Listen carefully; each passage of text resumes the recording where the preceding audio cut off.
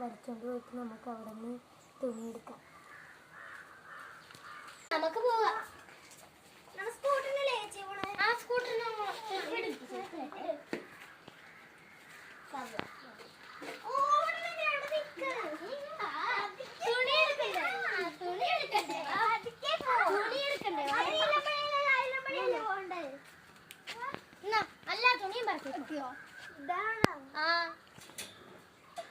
പിന്നെ നീ എന്ത് വിചാരിച്ചു?